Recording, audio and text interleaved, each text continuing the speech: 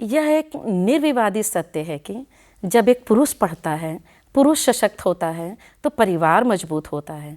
लेकिन जब एक स्त्री पढ़ती है, स्त्री सशक्त होती है तो परिवार के साथ साथ आगे आने वाली पीढ़ियां भी सशक्त होती हैं। ये एक बेहद ज़रूरी बात है जिस पर विचार होना अति आवश्यक है कि कैसे एक स्त्री सशक्त हो। इसी विषय पे बातचीत करने हेतु हमारे बीच आज उस स्टूडियो में मौजूद हैं doctor Priyanka Jha. Madam doctor Priyanka Jha political science department Kashi Hindu विश्वविद्यालय में असिस्टेंट प्रोफेसर के पद पे कार्यरत हैं। मैडम, इस कार्यक्रम में मैं आपका बहुत बहुत स्वागत करती हूँ।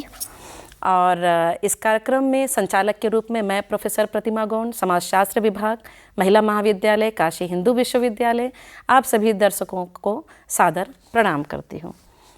दर्शकों, आज का जो हमारा विचार विमर्श का शीर्षक है, विषय है, वो है स्त्री सशक्तिकरण में नारीवाद की भूमिका। तो आइए चलते हैं इस विषय पे थोड़ी जानकारी लेते हैं प्रियंका जी से। तो प्रियंका जी, जैसा कि विषय मैंने बताया अभी कि स्त्री सशक्तिकरण में नारीवाद की क्या भूमिका होती है, तो सबसे पहले मैं और हमारे दर्शक ये ज़रूर जानना चाहेंगे कि स्त्री सशक्तिकरण क्या होती है एक सामान्य समझ के रूप में। सबसे पहले thank you so much ma'am, मुझे इनवाइट करने के लिए। और बहुत इम्पॉर्टेंट मुद्दे पे आज हम ये डिस्कशन करने वाले हैं कि नारीवादी जो दृष्टिकोण है या जो नारीवाद है उसका क्या संबंध है महिला सशक्तिकरण से। तो महिला सशक्तिकरण से मैं ये समझती हूँ का ये तात्पर्य है कि जब जितने भी अवसर हैं एक महिला के लिए उसके बेस्ट वर्जन बनने के लिए, जो भी ऑब्स्टेकल्स हैं जो उसको रोकता है उस वर्जन से को बनने में, तब तक हम ये नहीं कह सकते हैं कि वो सशक्त है। सशक्तिकरण का मतलब है कि जितने भी अधिकार, जितने भी परिस्थितियां हैं जो एक महिला को, एक स्त्री को आगे बढ़ने में सपोर्ट करे, मदद करे, रास्ता तय करे, तो वो एक सशक्त महिला है। सशक्तिकरण का मतलब सिर्फ अधिकार होना नहीं होता है। जी जी, बिल्कुल। मगर वो अधिकार किस तरीके से ट्रांसलेट करता है एक बेस्ट लाइफ जीने के लिए। जैसे हम मानव अधिकार की बात करते हैं, ह्यूमन राइट्स की बात करते हैं, बहुत लंबे समय तक सिर्फ भारत की ये समस्या नहीं है, हर समाज में महिलाओं को मनुष्य ही नहीं माना गया। बोलते थे कि तर्क करने की क्षमता नहीं है, औरतें बड़ी इमोशनल होती हैं। तो वहाँ से जो पूरा का पूरा समझ निकल के आया वो एक बहुत प्रॉब्लमैटिक समझ था, क्योंकि उसने महिलाओं को कुछ ढांचे में रख दिया। अब पूरी की पूरा जो संघर्ष था कि आप उस ढांचे से कैसे निकालें, किस तरीके के अवसर दें, चाहे वो अधिकारों के रूप में हो, चाहे वो शिक्षा के रूप में हो, चाहे वो स्वास्थ्य के रूप में हो, या एक ऐसा समाज जो महिला को पुरुष के मुकाबले सामान्य समझे। क्योंकि असमानता की एक बहुत बड़ी संघर्ष रही, और जब तक असमानता रहेगी तब तक सशक्तिकरण नहीं हो पाएगा। Empowerment will not happen until unless we provide an equal environment for a girl child to grow the best version of herself. Ma'am ji, बहुत अच्छी बात कही आपने प्रियंका जी कि एक स्त्री को मनुष्य होने के नाते उसको अवसर के, उसको अपने विकास के पूरे अवसर मिले। बेहद सुंदर बात निकल कर आई कि स्त्री को मनुष्य समझा जाए। और जैसा आमतौर पे जो हम अपने आसपास देखते हैं तो स्त्री को या तो देवी समझा जाता है या फिर स्त्री समझा जाता है। यहाँ स्त्री की लड़ाई मनुष्य या इंसान बनने की है। बहुत खूबसूरत बात लगे हाथ। जैसे आपने नारीवाद की बात की प्रियंका जी, तो हमारे दर्शक ये ज़रूर जानना चाहेंगे कि नारीवाद जो, पहले तो आप नारीवाद के विषय में थोड़ा सा बताएं हमें, और उसके बाद ये ज़रूर बताएं कि कैसे हम नारीवाद को स्त्री सशक्तिकरण से जोड़ के देख सकते हैं। क्या भूमिका रही है नारीवाद की एक पूरी स्त्री को मजबूत करने में, सशक्त करने में? जैसे राजनीतिक विज्ञान में हम पढ़ाते हैं, अलग अलग आइडियोलॉजीज होती हैं। जी जी। तो नारीवाद को हम उस दृष्टिकोण से समझते हैं जिसमें हम ये समझने की कोशिश करते हैं कि क्या क्या कारण हैं जिसकी वजह से स्त्रियों को, महिलाओं को, लड़कियों को असमानता फेस करनी पड़ती है। जी जी। और उसके कारण क्या है, जिसमें एक जो बहुत इम्पॉर्टेंट फ्रेमवर्क रहा है वो पितृसत्ता का रहा है। तो नारीवादी एक वो दृष्टिकोण है जो वो लिंग से संबंधित, जेंडर को लेके पूरा एक समाज एक्सप्लेन करता है कि किस तरीके से समाज में असमानता है। जब हम नारीवाद के बारे में बात करते हैं तो हम अलग अलग वेव्स की बात करते हैं, हम अलग अलग चिंतकों की बात करते हैं, मगर एक जो वही बात आ जाती है कि आप मनुष्य के रूप में देखें। जो सबसे पहला जो आधार बना नारीवाद दृष्टिकोण का कि आपको महिलाओं को मनुष्य की तरीके से समझना पड़ेगा और ये समझना पड़ेगा कि क्या ऐसे कारण हैं। नारीवाद वो एक दृष्टिकोण की तरीके से रहता है जो अलग अलग समाज के, राजनीति के, आर्थिक जो व्यवस्था है या जो सामाजिक व्यवस्था है, जो सांस्कृतिक संस्थान है, जो महिलाओं को ये होने से एक इक्वल इंडिविजुअल बीइंग के रूप से नहीं ट्रीट किया जाता, उन सब चीज़ों को समझाने का ये दृष्टिकोण है। दृष्टिकोण मैं जरा रोकना चाहूँगी आपको। दृष्टिकोण मतलब जैसे देखने का नज़रिया जी है ना, कि मतलब नारीवाद किस तरह से उन समस्याओं को देखता है। तो हम ये कह सकते हैं कि एक थ्योरेटिकल फ्रेमवर्क या सैद्धांतिक परिप्रेक्ष्य है किसी भी काम का। हम सही कह रहे हैं? बिल्कुल मैडम, बिल्कुल।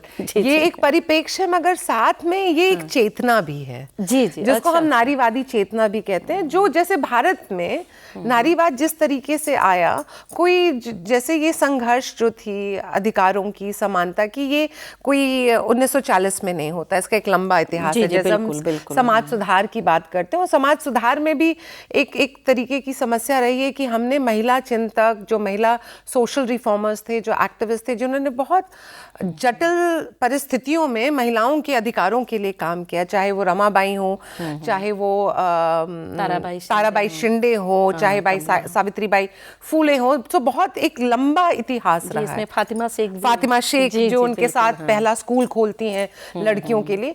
तो उन्होंने इस नारीवाद को एक दृष्टिकोण से बदल के एक चेतना में लाया, लोगों के बीच में ये समझ लाई कि किस तरीके से औरतों को पीछे रखा जा रहा है या कैसे औरतों को असमानता, जो अवसर उनको मिलने चाहिए मनुष्य होने के, बस लिंग होने की वजह से उनको ये अधिकार अवसर नहीं मिलता है। जी मतलब जी मैम, अर्थात मतलब हम ये कह सकते हैं प्रियंका जी कि इन लोगों ने स्त्री को यह बताया कि वो कहाँ कहाँ गुलाम है। जी जी जी जी। अच्छा। चाहे वो शारीरिक गुलामी हो, चाहे वो मानसिक गुलामी हो या सामाजिक गुलामी हो, कभी भी औरतों को इंडिविजुअल के रूप में नहीं देखा। जी, जैसे हम आदमियों को इंडिविजुअल के रूप में देखते हैं, पुरुषों को देखते हैं, औरतों के साथ हमेशा अलग अलग रोल्स आते हैं। औरतों को हमेशा या तो हमने बेटी के रूप में देखा, माँ के रूप में देखा, बीवी के रूप में देखा, मगर कभी उसको एक स्वतंत्र इंडिविजुअल की तरीके से नहीं देखा।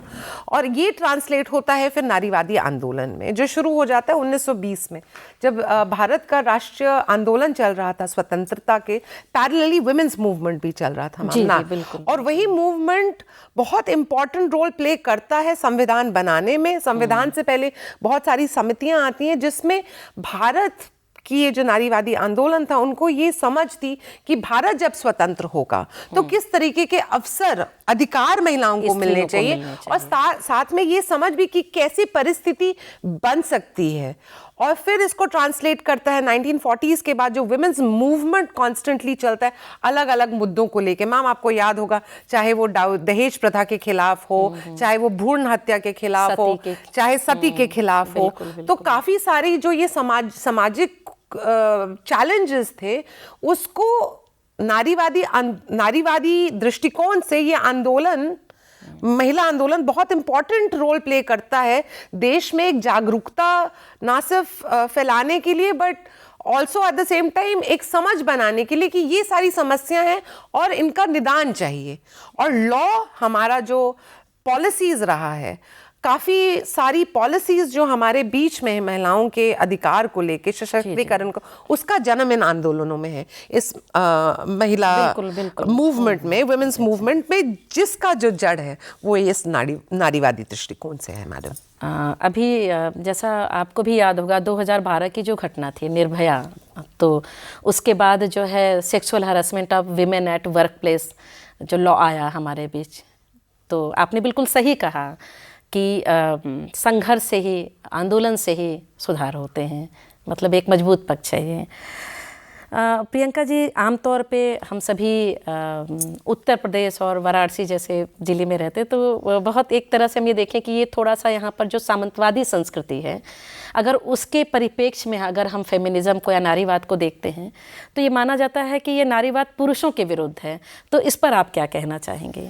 ये एक समस्या है जिससे बहुत सारे लोग जो नारीवादी अपने आप को समझते हैं वो थोड़ा डिस्टेंस करते हैं, जैसे क्योंकि मैडम ये समझने की ज़रूरत है, और ये जो द्वंद्व रहा है, ये जो दुविधा रही है, वो अभी की दुविधा नहीं रही है। मुझे याद है 1930 में भी जब कमला देवी चट्टोपाध्याय लिख रही थी बहुत सारी चीज़ें और महिलाओं के उत्थान के लिए काम कर रही थी, ऑल इंडिया वुमेन कॉन्फ्रेंस जब काम कर रहा था, बहुत सारे संगठन, वो हमेशा कहते थे, आप कमला देवी के मेमोइर्स को पढ़ेंगे तो बोलेंगे कि देखो मुझे नारीवाद मत बोलो, I am not a feminist, मैं महिलाओं के अधिकार के लिए काम करती हूँ, मगर मेरे को नारीवादी मत बोलिए। शब्द से बड़ा पर है इस शब्द से, इसलिए क्योंकि देखिए मैम, दो समस्या है। एक तो इस शब्द को इस तरीके से लोग समझते हैं या समझाया गया कि ये पुरुष के खिलाफ है, ये पुरुष एक तरीके का मेल हेटिंग है। ये बिल्कुल मेल हेटिंग नहीं है। नारीवाद चेतना बात करती है महिलाओं के अधिकार के लिए, एक ऐसे समाज के जिसमें आदमी,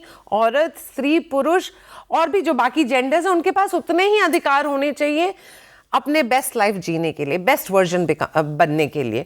तो एक तो ये समझ में आया उस समय, तो ये दुविधा थी क्योंकि विदेश से आया गया, तो काफ़ी लोग कहते थे कि ये विदेशी कॉन्सेप्ट है। तो जो उस समय का आंदोलन था, बहुत महत्वपूर्ण आंदोलन था, क्योंकि उन्होंने अपने कार्य से, अपने एक्टिविज्म से ये सारी चीज़ें, ये सारे मिथ्स को बस्ट किया कि मेल हेटिंग नहीं है, वेस्टर्न कॉन्सेप्ट नहीं है, बस ये एक संवेदना है, ये एक समझ है कि क्या क्या कारण है जिसकी वजह से महिलाओं को वो सारे अवसर नहीं मिलते हैं जो मिलने चाहिए। बिल्कुल। और दूसरी जो बहुत मज़ेदार बात हुई, ये एक स्ट्रैटेजी भी थी, एक बहुत क्लियर स्ट्रैटेजी थी, क्योंकि हम देखते हैं कि जो हमारे आंदोलन रहे हैं वो सिर्फ औरतों ने नहीं चलाई हैं, बहुत सारे पुरुष साथ में मिल के इन आंदोलन में, अगर हम ये अगर इसको इस तरीके से देखें कि ये मेल हेटिंग है, तो वो सारे पुरुष नहीं आते। तो सबको साथ में मिल के समाज के कल्याण के लिए काम करना है, सबके लिए सबको एक साथ मिल के काम करना है, इसीलिए शायद वो डिस्टेंस था उस टर्म से। जी बिल्कुल प्रियंका जी, और मैंने कहीं पढ़ा भी था कि अगर एक स्त्री स्वतंत्र होगी तो पुरुष भी स्वतंत्र होगा। हमें बहुत बार ये भ्रम होता है कि पुरुष भी स्वतंत्र हैं, लेकिन वास्तव में ऐसा है नहीं। हमारी जो सामाजिक संरचना है उसमें पुरुष भी बहुत हद तक बहुत चीज़ों के गुलाम हैं।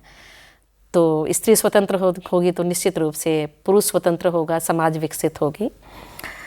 प्रियंका जी, कुछ एक क्या आप उदाहरण देना चाहेंगे, जैसे जिससे ये स्थापित हो सके कि नारीवाद ने किस तरह से स्त्री सशक्तिकरण की बात कही है? मैम, जैसे आपने सवाल उस टाइम आपने मेंशन किया था विशाखा जजमेंट के बारे में, या जो अमेंडमेंट्स आए, फॉर इंस्टेंस हमारे क्रिमिनल लॉ प्रोसीडिंग में रेप को लेके और ईव टीजिंग को लेके, तो ये सारे आंदोलन, ये मैं बहुत प्रबल रूप से समझती हूँ क्योंकि महिला आंदोलन भी इवॉल्व किया है और अपने साथ नए नए मुद्दे, नई नई समस्याओं को लेके आगे इवॉल्व किया है।